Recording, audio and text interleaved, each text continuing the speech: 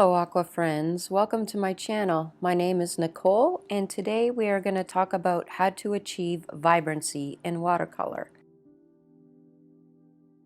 By pre-mixing puddles of the color you plan on using, they're readily available to apply to your painting. So this is trick number one here.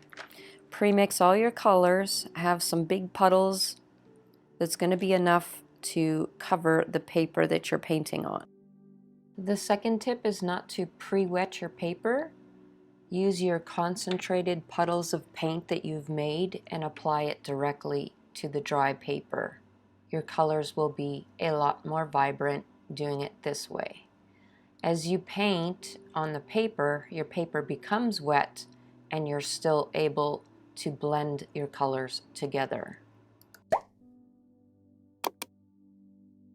If I was to have wet the paper first, my colors would not be as vibrant. This is a very simple nighttime landscape that I'm bringing you today.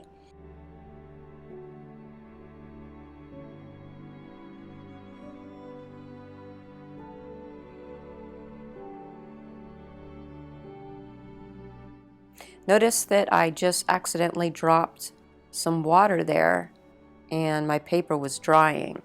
It created a bloom right away, but luckily I still have enough wetness on the paper that I was able to blend that in. I'm using the Peruvian blue that I used for the sky to make these dark clouds.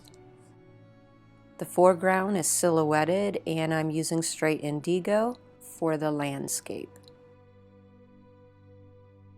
Now, keeping in mind that when your paper dries, as you know, our colors do fade when the paper gets dry. So even though this looks pretty good and dark right now, I do find that it's always worth putting a second coat. So once you have your clouds in, we're just going to let the whole thing dry. Coming back with a second coat, I am working in the same manner, using straight color onto a dry paper. And notice with that first layer how much more vibrant this is. I have a really nice amount of vibrancy here. The colors that I used were transparent pyrrole orange, ochre, Peruvian blue, and indigo. So I just keep laying down color until I get it really nice and dark and everything is very well saturated. Going back over that foreground.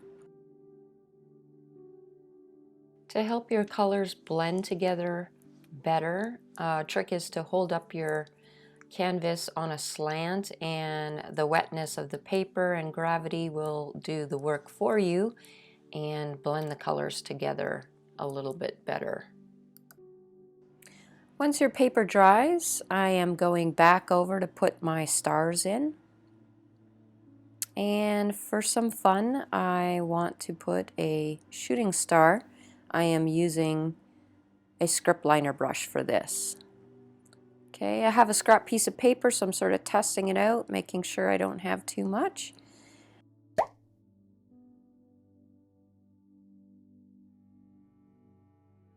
And bingo!